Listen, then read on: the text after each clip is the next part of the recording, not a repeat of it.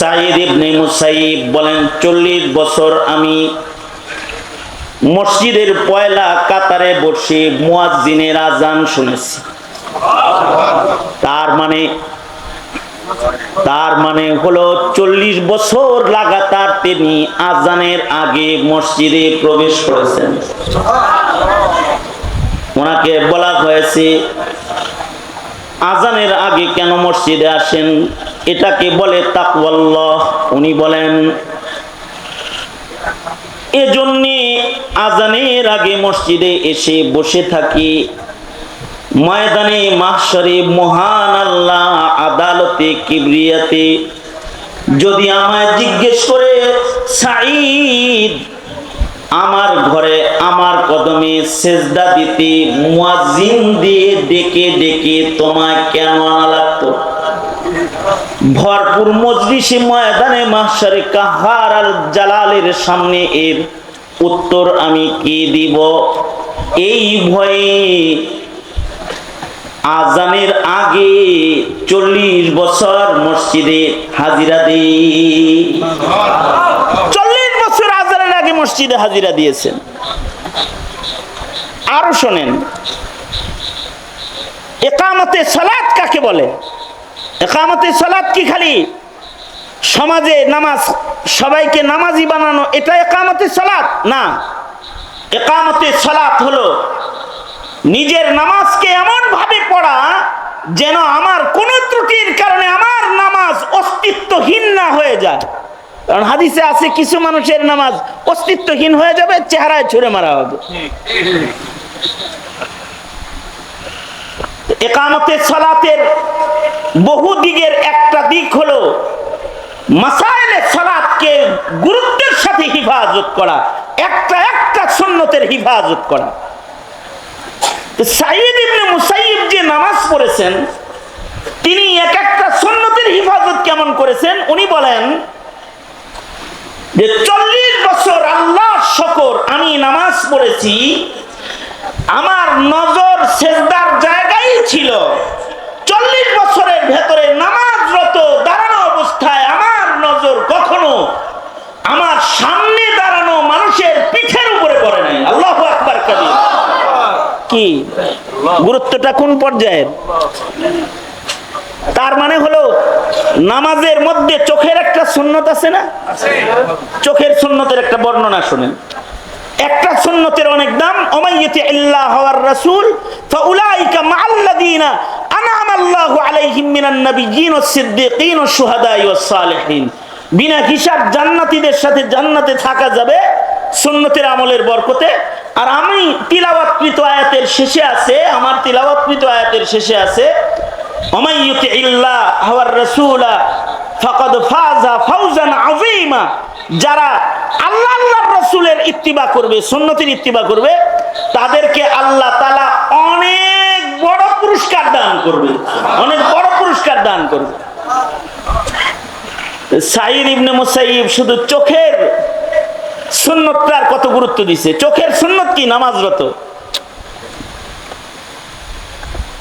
নামাজে যখন কেউ দাঁড়াবে, দাঁড়ানো অবস্থায় চোখের সুন্নত হলো নজর থাকবে সেজদার জায়গায়। যখন রুকুতে যাবে তখন নজরের সুন্নত হলো তার চোখের দৃষ্টি থাকবে 2 পায়ের মাঝখানে। যখন সেজদা অবনত হবে 2 হাতের মাঝখানে চোখ দুইটো খোলা থাকবে। যখন তাশাহুদের বৈঠকে বসা থাকবে তখন নজরের সুন্নত হলো তার চক্ষু দৃষ্টি কোলের উপরে থাকবে, মাথা সোজা থাকবে, নজর কোলের উপরে থাকবে। সালামের সময় নজরের সুন্নত হলো যখন সালাম ফিরাবে তখন ডান দিকে, সালাম ফিরানোর সময় ডান কাঁধে নজর রাখবে। অর্থাৎ আসসালামু আলাইকুম ওয়া রাহমাতুল্লাহ, আসসালামু আলাইকুম ওয়া রাহমাতুল্লাহ। নজর কোথায়? এইখানে। এটাই সুন্নাত। আমরা যে নামাজ পড়ি জায়গায় যায়, নামাজের কাতারে দাঁড়ায় ছাদের ফ্যানও গুইনা ফেলাইছে। পয়লা কাতারে কতগুলো ফ্যান আছে, দ্বিতীয় কাতারে কয়টা আছে? সামনের ফ্যানগুলো নতুন কেন? মুসল্লি কি ফহিনি নাকি আমার মাথার উপরে একটা পুরান কেন? এগুলো মনে মনে কল্পনা সব শেষ। একামতে সালাত করতে আছে, বুঝলেন নাই কথা? যখন নামাজ পড়তেছে নামাজের ভিতরেই হুজুরে কালব তো নাই, সুন্নত নাই, সে মসজিদে দেহ আছে, সে অন্য রাজ্যে ঘোরাফেরা করতেছে। এই যে বেখিয়ালি নামাজ, এটা আমাদের হয়, এটা তাকওয়ার অভাবের কারণে হয়। খেয়াল করে করে সুন্নতের নামাজ, মাসায়েলের হিফাজতের নামাজটাও তাকওয়া যার বেশি, তার নামাজ তত বেশি ভালো হয়। এ কারণে সাঈদ ইবনে মুসাইয়িব বলে, শুধুই আমি নজরের সুন্নতের হিফাজত 40 বছর নামাজে এমন ভাবে করেছি, দাঁড়ানো অবস্থায় সেজদার জায়গায় নজর রেখেছি 40 বছর। এই 40 বছরের মধ্যে কখনো আমার দৃষ্টি আমার সামনে দাঁড়ানো কোনো মানুষের পিঠের উপরে পড়ে নাই। এতটা সুন্দর করে যদি কেউ নামাজ পড়ে, তাহলে তার নামাজের পুরস্কারও তো মহান আল্লাহ বড় দিবেন। কারণ হলো তার নামাজের রুকু সিজদার ভেতরেও তাকওয়া বেশি। আর আমাদের সালাম ফিরা কেমনে জানেন? গ্রামেগঞ্জে আসসালামু আলাইকুম ওয়া রাহমাতুল্লাহ, আব্দুল জব্বার ভাই তো আসে নাই রে আজকে। আর আসসালামু আলাইকুম ওয়া রাহমাতুল্লাহ, সুলাইমান ভাই তো আসে নাই দেখি। সুলাইমান ভাই বাম পাশে দাঁড়ায়, হেও জানে, আর আব্দুল জব্বার ডান পাশে দাঁড়ায়, এটাও জানে।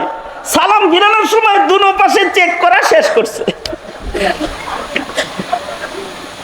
এই যে নামাজের এই হালত হইল, এইটাও তো তাকওয়ার অভাবের কারণে হইল।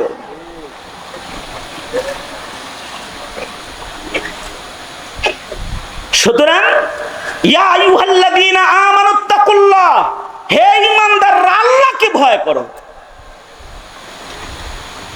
আল্লাহর ভয় যদি কারোর ভেতরে আসে, তার গর্দান উঁচা হয় না, নিচা হয়ে যায়। এখন তো আমাদের গর্দান উঁচু, আমাদের গর্দান নিচু না, কারণ ক্ষুধা ভীতির অভাব। যে এ কারণে আমরা নিজেকে যতটা চিনি, আল্লাহকে অতটা চিনি না। আমরা সবাই নিজেকে যতটুকুন চিনি, আহকামুল হাকিমিনের ক্ষমতা ও কুদরতকে অতটা চিনি না। এমনকি আমরা হাসিনারে আর খালেদা জিয়ারে যতটা চিনি, আওয়ামী লীগ আর বিএনপিরে যতটা চিনি, আল্লাহরে অতটা চিনি না আমরা। আল্লাহরে যদি চিনতাম ভালো, তাইলে আমরা ভিন্ন কোয়ালিটির মুসলমান হইতাম। তবে আল্লাহ তাআলাকে কেউ যখন না চিনে, আল্লাহ তাআলা কিন্তু আল্লাহর পরিচয় দেখায় দেয়। যেমন এক সময় আল্লাহ বিল্লাহ সব ভুইলা, মোল্লা মুন্সি সব ধইরা, জেলখানা ভইরা আর অত্যাচার কইরা আওয়ামী লীগ যেন খোদা ভুইলা গেছিল, এরকম অবস্থান যখন হয়েছে, ধাক্কা ধরে হেলিকপ্টারে পাঠায় দাদার দেশে পাঠায় দিয়েছে, ইন্ডিয়া পাঠায় দিয়েছে। আল্লাহরে চিনে নাই। এই সামনেও যারা ক্ষমতায় আসতেছে, তাদেরকে বলবো আল্লাহ চিনো, আল্লাহ চিনো, ধর্ম মানো, নবীজির রেখে যাওয়া আমানতকে কদরদানি করা শিখো। কারণ মনে মনে ভাবতেছে যে তোমরা ছাড়া আর কেউ ক্ষমতায় নাই, কিন্তু হাসিনার এত স্বপ্নের ক্ষমতা ভাঙ্গা দিতে যেই রবের 40 মিনিটও লাগে নাই, 40 মিনিট আগে সে নিজেও জানে না যে আমার জামানগা লাগতেছে। তোমাদের যে কোনো জায়গায় চলে যেতে হবে, ওই পরিবেশও কায়েম করতে তার বেশি সময় লাগবে না। তবে তার গোলাম হয়ে যাও, তার গোলাম হয়ে যাও, দুনিয়া ও আখিরাতের রাজত্ব দখল করে নাও। খোদা ভীতির দরকার। সুলাইমান আলাইহিস সালাতু ওয়াস সালাম, এখনকার পাতি নেতারা আছে না, কেউ রাগ করেন না, আপনারা আমার ভাই, এমনি কই আর কি। এখনকার কিছু পাতি নেতা আছে না, যারা কোন রকম নেতা মেতা হইছে, এখন নেতার জ্বালায় তো হাঁটা যায় না রাস্তা দিয়ে, ঠিক না? নেতার ভাব হইলো এরকম, আল্লাহরে ডরান লাগবো না, আমারে ডরা, এরকম ভাব তার ভিতরে আছে।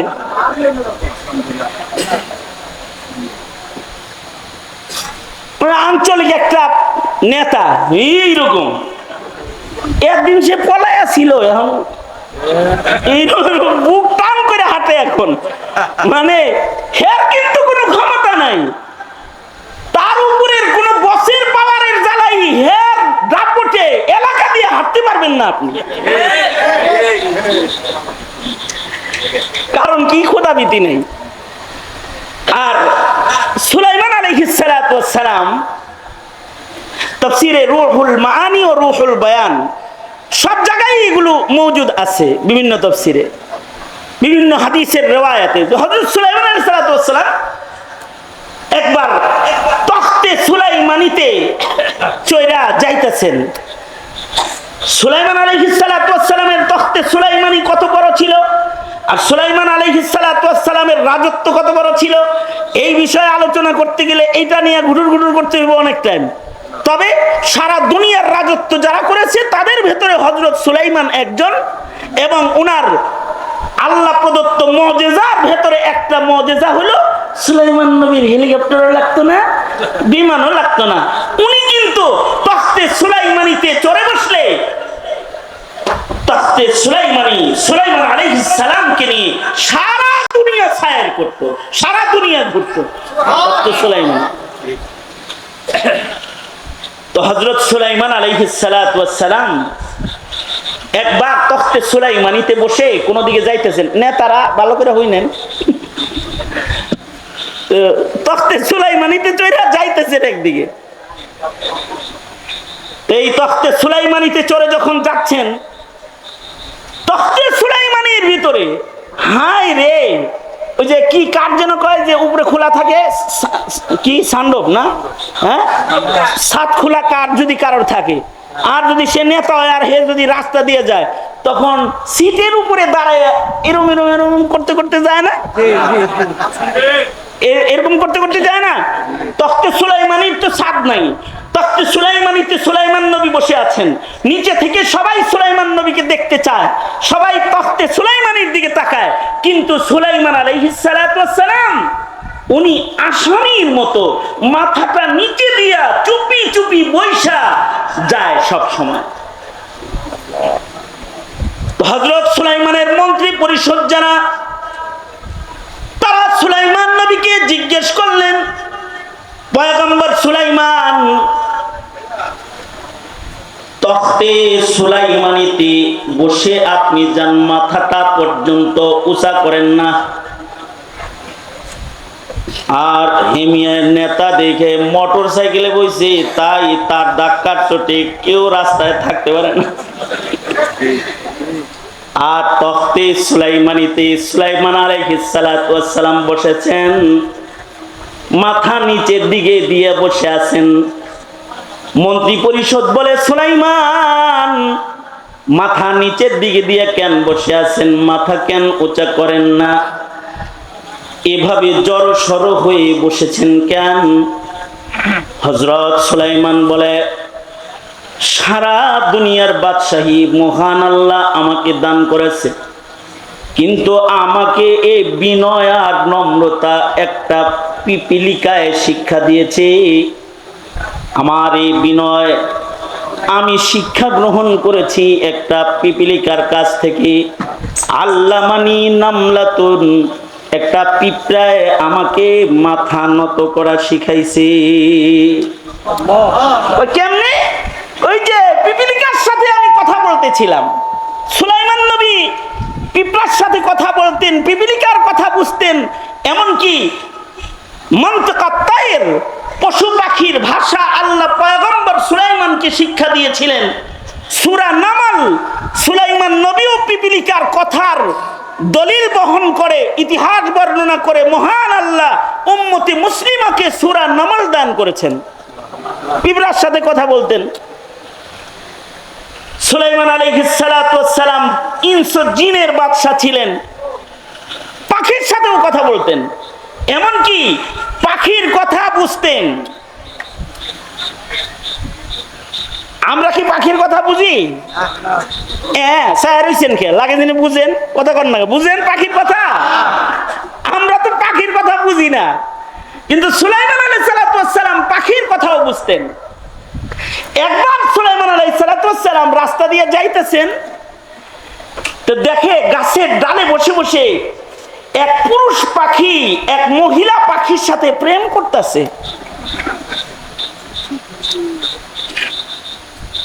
পুরুষ পাখিটা মহিলা পাখিরে কয় কি জানেন? এই আমার মতো প্রেমিক পাবি না, এগুলো বলতেছে। এই আমার সাথে বিয়া শাদী হইলে লাভ আছে, আমি অন্যান্য পাখির মতো পাখি না, এক চড়ই আর এক চড়ই পাখিরে বলতেছে আমার সাথে একটু পীড়িত কর, আমার সাথে প্রেম করলে লাভ আছে। কি লাভ জানিস? আমি তোকে মসজিদুল আকসার সাদা সাদা গম্বুজের ভেতরে তোর জন্য একটা বাড়ি বানায় দিব। সুলাইমান নবী কয় সব বিয়াকারীরা মিথ্যাবাদী, কারণ মসজিদুল আকসার খবর আমার চাইতে তো আর কেউ বেশি জানে না। বারবার আমি মসজিদুল আকসা নির্মাণ করেছি, আর ও বউয়ের লোভ দেখাইতেছে যে ওই মিনারার সাদা জায়গায় তোকে একটা বাসা বানায় দিব, ওইখানে দুইজন থাকবো, আমার সাথে ওই জায়গায় সম্পর্ক আছে, করার মতো লাইনঘাট আছে, এগুলো বলতেছে। সুলাইমান নবী বলে যে কিরকম মিথ্যাবাদী, কুল্লু নাকিহিন কাযযাব। সুলাইমান নবী বলে সব বিয়াকারী যারা এগুলো সব মিথ্যাবাদী, কারণ বিয়ার আগে খালি বিভিন্ন ধরনের প্রলোভন কথাবার্তা উল্টা উল্টা কয়, আর বিয়ার পরে এই মিষ্টি কথা থাকে না, এই কথাগুলো টক হয়ে যায়। মানুষের মুখের কথা টক হয়ে যাক, তিতা হয়ে যাক, ধারালো হয়ে যাক, এটা আল্লাহ পাক চান না। এ কারণে আল্লাহ পাক বলেন অকুলু কাউলান সাদীদা। আমি যে আয়াত পড়েছি এটা কিন্তু বিবাহের খুতবার ভেতরে এই আয়াত পড়া হয়। বিয়ের খুতবার ভিতরে যে 3 আয়াত পড়া হয় তার ভিতরে এইটা এক আয়াত। তার মানে হলো ইয়া আইয়ুহাল্লাযীনা আমানুত্তাকুল্লাহ ওয়া কুলু কাওলান সাদীদা। আল্লাহ বলেন হে ঈমানদারেরা তোমরা আল্লাহকে ভয় করো, আকুলু কাওলান সাদীদা, তোমরা মিষ্টি মিষ্টি বলবা, পাক কথা বলবা, সুন্দর সুন্দর কথা বলবা। বিয়ে শাদী যেহেতু কথার মাধ্যমেই বিয়ে হয়, এ কারণে সুন্দর সত্য কথা বিবাহের মজলিসে যেন উচ্চারিত হয়। দুইটা কবুল শব্দ কথার মাধ্যমে দূরের দুইটা মানুষ কাছের হইয়া যায়। এই মুখের কথাগুলো যেন নষ্ট কথা না হয়, এই কথাগুলো যেন প্রলোভনের কথা না হয়, আর বিয়ের পরে যেন আবার বাসা পাল্টায় না যায়। বিয়ের আগে কইছে রসের রসের, এবার কয় কষের কষের। বিয়ে কইরা আইনে এবার কয় জানি না তোর বাড়ি কি আছে, এত ফুটানি করস কে, আমার বাড়িতে থাকবি, 3 বেলা খাবি, সোজা চলবি। আর এর আগে বলছে বিয়ে সাহেব আমার ছেলের কাছে মেয়েটা দেন, রাজরানী বানায় রাখুন। আর বাড়িতে আয়না কয় বুড়া বয়সে তোমার শাশুড়ি কাজ করবে নাকি, চোখে দেখো না, লাগে কাজের বুয়া একটা ধরে লইছে আর কি, দিন রাতের সব কাজ হের ঘাড়ে উঠাই দিছে। তো হযরত সুলাইমান বলে সব বিয়াকারীরা মিথ্যাবাদী। এরে পাখি বিয়া করতে চায় তাও বললো কি মিশা কথা কয়। অন্যরা পাখির ভাষা বুঝে না, তাই তারা জানে না, কিন্তু সুলাইমান নবী যেহেতু আল্লামানি মানতিকাত তায়র, হযরত সুলাইমান বলেন আল্লাহ আমাকে পাখির ভাষা শিক্ষা দিয়েছেন। উনি পাখির ভাষা শুনতেছেন, যে পাখি পাখিরে বলে আই লাভ ইউ, আমি তোমাকে ভালোবাসি। আর আমি স্বামী হিসেবে একজন মানে খুব ভালো কোয়ালিটির একটা স্বামী। সুতরাং আমাকে বিয়ে করলে তোমাকে কিন্তু মসজিদুল আকসার মিনারায় আমি বাড়ি বানায় দিব। যাই হোক, এটা কথা না, ফাঁক দিয়ে আয়াতের ভেতরে একটু ঢুকেছিলাম, আবার বেরিয়ে গেলাম।